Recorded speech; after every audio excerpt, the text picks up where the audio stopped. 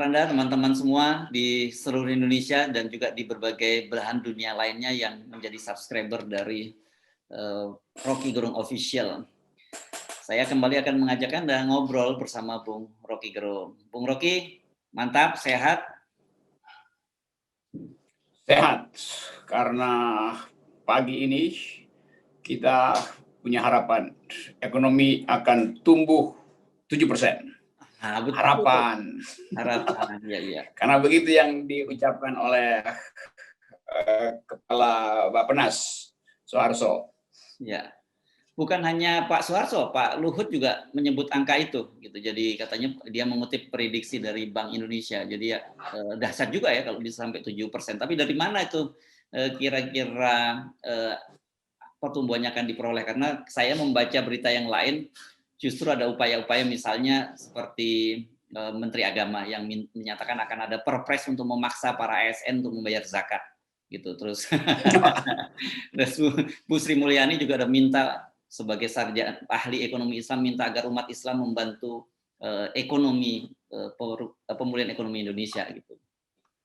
Nah, begitulah kondisi istana tuh. Yang sana bilang kita harus keluar dari middle income trap dengan menaikkan pertumbuhan 7%. Soal Munarfa bilang begitu, Bappenas bilang begitu. Lalu Sri Mulyani membujuk rakyat agar supaya 7% bisa dicapai dengan model ekonomi Islam tuh. Lalu implementasinya dihitung langsung oleh Menteri Agama tuh. Jadi ada orkestrasi yang nadanya beda-beda tuh. Padahal kita nggak pernah tahu sebetulnya ini apa yang terjadi nih. Kalau panik ya bilang aja panik gitu. Kan agak aneh itu tiba-tiba Sri Mulyani getol betul buat promosikan nilai-nilai di dalam ekonomi Islam. Padahal kita tahu Omnibus Law itu dasarnya bukan ekonomi Islam, tetapi pemihakan pada prinsip akumulasi itu. Ekonomi Islam itu kan prinsipnya distribusi itu dan alokasi yang tepat. Jadi terlihat bahwa ini paradigma di dalam pemerintahan Jokowi itu saling tabrakan atau penuh dengan paradoks itu kira-kira. Padahal kan sebenarnya kalau mau sedikit belajar tentang sejarah Islam itu banyak sekali yang Anda sebut tadi paradok tadi. Soal land reform misalnya. Sekarang ini kan pemilikan lahan kita juga gila-gilaan pada orang-orang. Sementara di Islam misalnya itu ada sejarahnya bagaimana nggak boleh ada pemilikan, ada lahan-lahan nganggur, ada pemilikan lahan yang luar biasa. Harus ada distribusi aset tuh kepada orang-orang yang disebut du'afa gitu. Nah itu sebetulnya inti dari ilmu ekonomi kan demikian. Kalau kita pakai economic justice itu, bahwa ekonomi artinya keadilan ekonomi cuma ada dua prinsip. Yang pertama adalah equal opportunity, employment dan property terhadap pekerjaan dan family. Yang kedua adalah distribusi yang adil. Kan itu aja prinsipnya kan. Jadi kalau Sri Mulyani ngomong tentang ekonomi Islam, ya udah pakai aja prinsip yang sama dalam semua ekonomi. Yang menjadi masalah harus pakai istilah Islam itu. Itu kan artinya dia mau rangkul sebuah potensi ekonomi agar supaya kedunguan pemerintah dalam kebijakan bisa diselesaikan oleh mereka yang sebetulnya hendak disingkirkan secara politik. Nah, di situ ironinya tuh. Disingkirkan secara politik, tapi dirangkul demi pertumbuhan ekonomi yang 7%. Akibatnya orang menganggap ini kayak membujuk domba untuk tidak takut pada serigala. Tuh. Lalu dombanya bertanya, kenapa takut? Lalu Sri Mulyani bilang, karena di kandang serigala, di sarang serigala pasang perintah supaya jangan menerkam domba. Jadi seolah-olah serigala ini udah dibikin kenyang duluan tuh, baru domba diajak supaya jangan takut. Begitu yang terjadi. Jadi kita lihat ini permainan nilai, permainan etika yang sebenarnya dasarnya adalah ketidakkonsistenan. Nanti kemudian COVID, jadi gara-gara COVID maka kita mesti pergi pada ekonomi Islam. Loh ini artinya pragmatis. Kalau sempurna ya lakukan pelembagaan melalui ekonomi syariah dengan syarat-syarat yang lengkap dalam institusi-institusi Islam. Dia menganggap ini Sri Mulyani ini dia sebetulnya bingung karena disuruh untuk meningkatin ekonomi dan nggak dikasih jalan keluar oleh presiden, disuruh cari sendiri tuh. Lalu datang Menteri Agama langsung sambut ide itu kan. Oke, kalau gitu ASN dipaksa secara regulasi untuk melalui fasilitas zakat itu, ngumpulin zakat ASN. Loh, ini juga kacau karena ASN itu bukan lembaga ekonomi, bukan unit usaha tuh. Masa ASN jadi usaha negara? Yang benar aja. Nanti dibikin aja badan usaha milik ASN kalau begitu kan. Karena ini kacau. Oke, jadi pada akhirnya kita melihat inkonsistensi itu, bahwa seolah-olah beban dari kedunguan kebijakan ini harus diatasi oleh ASN. Padahal ASN itu bukan unit usaha negara. ASN itu adalah aktivitas birokrasi untuk membantu kegiatan pemerintahan. Jadi jangan dibebankan pada ASN. Secara konseptual itu udah kacau. Nah, saya menganggap bahwa kalau kita periksa misalnya apa sih sebetulnya penyebab dari gagalnya pertumbuhan ekonomi. Biasa disebutkan ya seluruh dunia juga mengalami hal yang sama. Enggak seluruh dunia, banyak dunia negara yang langsung pulih, bahkan negara-negara yang punya industri vaksin itu langsung tumbuh kan.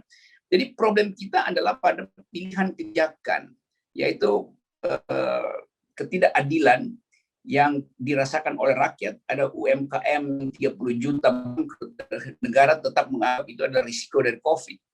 Lalu anggaran yang seharusnya tiba di UMKM itu dialihkan untuk membail out atau relaksasi dari korporasi-korporasi yang sedang bangkrut juga tuh. Kan itu bukan pertanda ada distribusi yang adil tuh. Padahal ekonomi Islam menginginkan ada just distribution. Jadi dari segi konsep aja ini udah kacau tuh. Apalagi kalau kita periksa misalnya bahwa paradigma ekonomi Indonesia itu memang bukan soal distribusi. Kan itu disebabkan oleh kekonyolan dia sendiri. Lalu bahkan dia lakukan berbagai macam kebijakan yang justru memperburuk distribusi. Mobil mewah diizinkan, masuk dengan pajak nol, itu artinya APBN nggak dapat pemasukan dari pajak tuh. Lalu pemerintah bebankan kesulitan itu pada zakat, itu kan curang namanya. Yang seharusnya relaksasi justru dialihkan untuk memastikan bahwa korporasi besar nggak boleh bangkrut. Jadi negara takut korporasi besar nggak boleh bangkrut, maka ketakutan itu harus disubsidi oleh ASN melalui institusi zakat. Itu konyolnya cara berpikir pemerintah.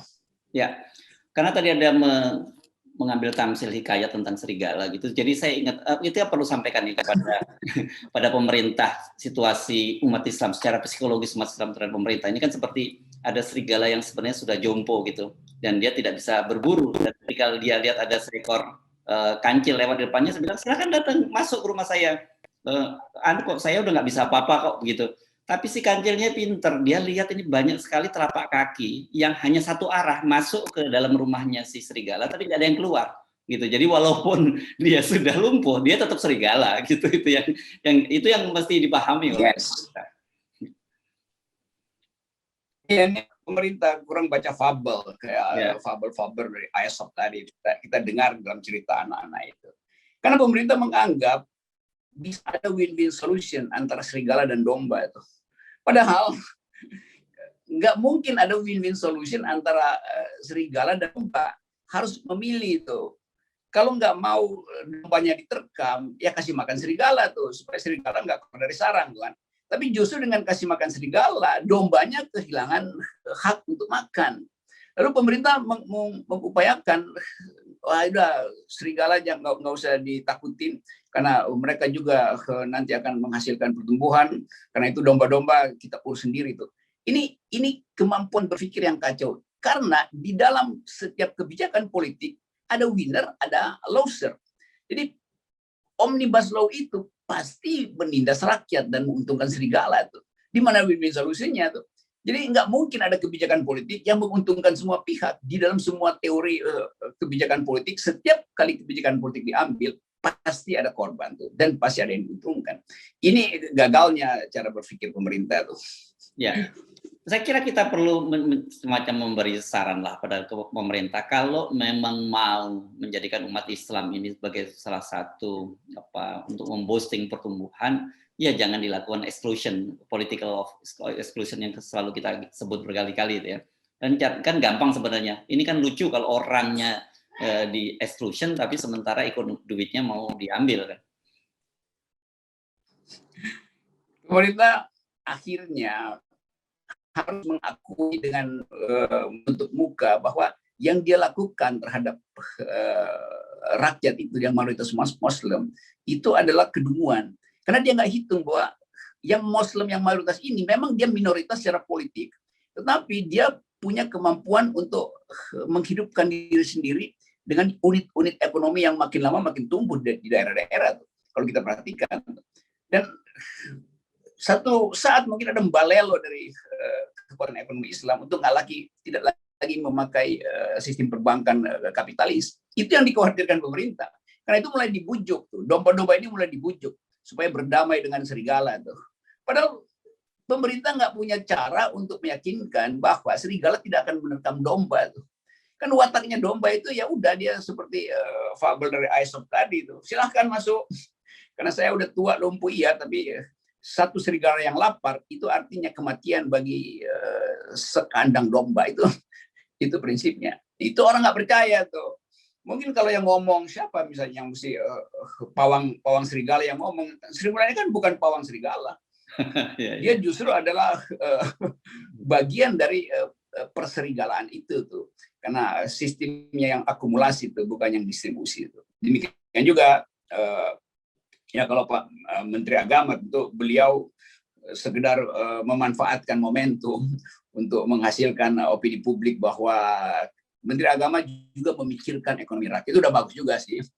Tapi ujung dari kebijakan itu kan tidak mungkin menghasilkan keadilan selama masih ada serigala. Kendati serigala itu udah lumpuh sekalipun itu. Saya jadi teringat kalau gagasan ini sebenarnya memotong zakat dari ASN itu bukan gagasan baru. Jadi zaman Pak Harto kan ada yang lewat Yayasan Amal Bakti Muslim Pancasila itu kan pernah juga dilakukan potongan-potongan, bahkan pada waktu itu yang non-Muslim pun juga dilakukan. Tetapi kan situasinya pada waktu itu berbeda gitu. Kondisi perekonomian kita pada waktu itu cukup stabil. Kemudian situasi politik juga meskipun pada waktu itu situasi otoriter, tapi juga tidak fragmented seperti sekarang. Jadi tentu situasinya berbeda. Waktu zaman Pak Harto itu dalam upaya untuk mendistribusikan justru kepentingan negara tuh. Karena itu dipakai cara yang kita sebut inkorporasi itu. Jadi memasukkan potensi Islam supaya ada stabilitas politik. Karena nggak ada problem ekonomi di situ tuh. Kan ekonominya tumbuh 7-8% kan. Sekarang problemnya adalah problem ekonomi, bukan problem stabilitas tuh. Tapi justru di dalam keadaan semacam ini, kejujuran pemerintah itu diuji dan ternyata pemerintah tidak jujur. Karena tokoh-tokoh Muslim yang seharusnya bisa diminta sebagai influencer untuk maksud-maksud Islami dari Sri Mulyani, justru lagi disidang, lagi mau dibekuk. Jadi bayangkan misalnya nggak ada paradigma di istana untuk menghasilkan harapan pada rakyat. Rakyat pasti menganggap memang bagus juga sih kalau Sri Mulyani akhirnya mulai memikirkan jenis keadilan lain yang berbasis pada pengalaman sejarah ekonomi Islam itu. Bagus juga rakyat. Tapi kemudian rakyat curiga. Jangan-jangan setelah zakatnya dikumpulin, itu kemudian diserahkan untuk membiayai si serigala yang lumpuh tadi. Kan itu pikiran unik dari kita kan, tanpa kita perlu terangkan teori ekonomi. Karena soal trustnya hilang. Lain kalau pada saat yang sama ada pembebasan politik, ustadz-ustadz, pemuka agama yang dikriminalisasi, Habib Rizik sebagai simbol, seluruh fasilitas bernegara itu kemudian diungkapkan ulang dalam upaya merawat kebersamaan. Nah, tema kebersamaan nggak ada. Said Agil tiap kali bicara tentang radikalisme. Mahfud MD terus-menerus mengucapkan tentang tiadanya toleransi antara. Ya bagaimana orang percaya bahwa yang sedang dibujuk, domba yang sedang dibujuk tidak akan diumpankan pada serigala kan? Gitu soalnya. Ya, ya, oke. Padahal seperti saya tadi menyebutnya kancil atau menyebutnya domba. Jadi sekarang ini istilahnya umat Islam atau yang domba-domba Anda sebut tadi itu melihat jejaknya tuh masih sangat basah gitu. Bahwa jejaknya tuh masuk semua ke dalam, tidak ada yang keluar. Artinya tetap dijagal di dalam itu. Nah sekarang masa kita dibuat untuk percaya begitu? Nggak ada satupun domba yang masuk ke dalam itu dan jejaknya keluar kan? Gitu, jejak kakinya menuju pintu keluar dari rumah serigala. Orang pemerintah mungkin menganggap umat Islam yang di dalamnya ada pikiran-pikiran pembaharuan tidak mencatat turunan kebijakan yang dihasilkan dalam 3-4 bulan ini yang berinduk pada Omnibus Law. Kan itu intinya itu kan. Jadi sarang serigala itu ada di Omnibus Law. Pemerintah membujuk bahwa enggak, ini serigala yang udah lumpuh. Iya, tapi namanya masih Omnibus Law itu. Yang berupaya untuk mengeksploitasi, merampas hak rakyat, berupaya untuk memanipulasi undang-undang demi eksploitasi itu. Sehingga kehilangan harapan rakyat. Rakyat akan bertanya, oke, property right saya tuh di mana tuh? Supaya saya punya hak milik setara dengan yang diberikan pada oligarki. Rakyat bawah juga bertanya di mana hak saya untuk mendapat pekerjaan dibandingkan dengan hak dari pekerja asing yang diizinkan masuk ke Indonesia. Jadi semua itu tadi istilahnya apa tadi ironi atau paradoks dari pemerintahan Jokowi hari ini. Sementara Presiden Jokowi sendiri nggak ngerti apa yang sedang dilakukan oleh menteri-menterinya. Dia mungkin senang aja bahwa oke, nanti setelah Sri Mulyani ngomong maka akan ada rombongan untuk sama-sama menghidupkan zakat ASN dan akan bertumbuh ditargetkan 200 triliun masuk dari aktivitas ekonomi Islam melalui zakat ASN. Padahal kontradiksi lagi kan ASN pegawai negeri. Sri Mulyani bilang ekonomi trap ini, middle economy trap, disebabkan oleh birokrasi yang tidak efisien. Nah isi dari birokrasi adalah ASN. Jadi mestinya perbaiki birokrasinya, bukan minta mereka bayar zakat. Agak menjengkelkan sebetulnya nih kedunguan-kedunguan pemerintah yang diucapkan seolah-olah mau berbaik-baik dengan masyarakat Muslim atau dengan potensi ekonomi Islam. Nah, tapi lagi-lagi dari ucapan-ucapan para pejabat kita melihat paradok dan saling menegasi antara satu pejabat dengan pejabat lain. Pak Luhut menyatakan bahwa dan Soeharto Monoarfa menyatakan tumbuh 7%, tapi kemudian Sri Mulyani minta agar masyarakat, agar umat Islam membantu pertumbuhan ekonomi Indonesia, dan kemudian ada pemaksaan terhadap para ASN. Jadi sebenarnya yang benar nih yang mana ya? Tapi saya percaya orang cenderung melihat yang tadi bahwa pemerintah sedang kesulitan dana dan kemudian mencoba merayu umat Islam kan. Rangkaiannya kan panjang, mulai dari wakaf, sebelumnya kan wakaf, kemudian sekarang zakat dan sebagainya, dan kemudian Sri Mulyani sebagai ahli ekonomi Islam. Jadi saya kok lebih percaya apa yang disampaikan oleh Sri Mulyani dan Menteri Agama ketimbang apa yang disampaikan oleh Soeharto dan Pak Luhut yang menyatakan akan tumbuh 7%. Ya karena nggak ada koneksi. Kalau soal Soeharto Monoarfa, dia cuma memberitahu memang mesti di-push ke 7%, tapi push-nya dengan cara apa? Karena dia nggak bisa jawab, Sri Mulyani terpaksa buatkan jawaban yang dibuat-buat itu. Bahwa ini bisa terjadi kalau ada sumbangan real dalam ekonomi Indonesia melalui fasilitas institusi-institusi ekonomi Islam. Kan itu jalan pikirannya kan. Lalu jalan pikiran itu diterjemahkan oleh Menteri Agama. Kalau begitu mesti dibuat regulasi itu. Regulasinya mewajibkan penggunaan zakat itu, pengumpulan zakat dari ASN, karena potensinya langsung dia sebut beberapa 120 triliun yang bisa dikumpulkan kan. Jadi memang perencanaan kebijakan istana itu nggak ada paradigmanya tuh. Kan nggak ada hubungannya antara 7%-nya si Soeharto Monoarfa dengan ASN yang mesti ngumpulin 230 triliun itu kan. Jadi kita nggak tahu ini cara berpikirnya seperti apa. Nah, gagal paham ini atau gagal menerangkan ini yang menimbulkan kehebohan baru di publik. Bahwa mereka sebetulnya sedang memujuk kita, domba-domba, maka domba saling mengingatkan lah, hati-hati tuh. Karena walaupun ada serigala lumpuh, tapi tetap dia serigala. Dan upaya serigala itu selalu memungkinkan domba untuk berpikir 2 kali. Karena tadi betul, domba pertama diumpankan ke situ, oke, dicek, nggak balik. Dan masih ada 1 kandang yang disuruh untuk ngumpulin zakat. Oke, Saya kira rekomendasi yang seperti Anda sampaikan tadi penting dicatat oleh pemerintah. Ya, ini kalau mau mau umat Islam membantu pemerintah, ya ulamanya dibebaskan dulu lah gitu. Dengan cara begitu nanti para ulama ini seperti Habib Rizik Syihab bisa jadi influencer dari pemerintah. Dan saya kira kalau dia dirangkul seperti itu bisa sangat efektif. Memang, jadi itu menduanya tuh. Kalau misalnya ada sebut aja kan, kalau meminta orang lain membantu mesti ada ketulusan gitu. Jangan meminta orang membantu sambil menghalangi orang itu untuk mengucapkan syarat-syarat bantuan kan. Jadi membantu itu hanya mungkin kalau ada kejujuran dari orang yang minta dibantu. Nah, kejujuran itu yang hilang dalam percakapan kita hari-hari. Tapi lebih dari itu, ini menunjukkan bahwa seluruh desain pemerintah untuk mempromosikan prestasi yang bahkan sewa influencer, sewa surveyor untuk menunjukkan bahwa dukungan terhadap Presiden Jokowi masih 60%. Itu artinya dibatalkan dengan ucapan Sri Mulyani. Kan Sri Mulyani bilang sebetulnya nggak ada dukungan lagi, kita tahu, karena itu kita minta dukungan dari masyarakat Muslim yang dianggap sebagai perusuh, dianggap sebagai pengganggu pemerintah. Jadi dia ingin agar supaya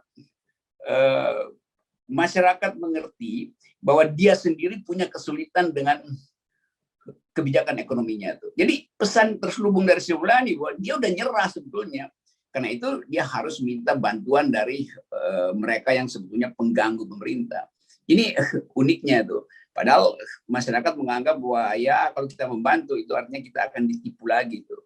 Nah, Presiden nggak bisa membaca itu. Sri Mulyani kesulitan menghubungkan itu karena dia tahu kalau dia bicara tentang politik, maka dia potensi untuk diganti. Karena dia cuma tugasnya sebagai kasir. Kasir nggak boleh bicara politik. Nah itulah dilema menjadi kasir. Oke. Baik, terima kasih Bung Rocky Gerung. Ya, saya kira judulnya Dilema Seorang Kasir Negara. Oke. Sip.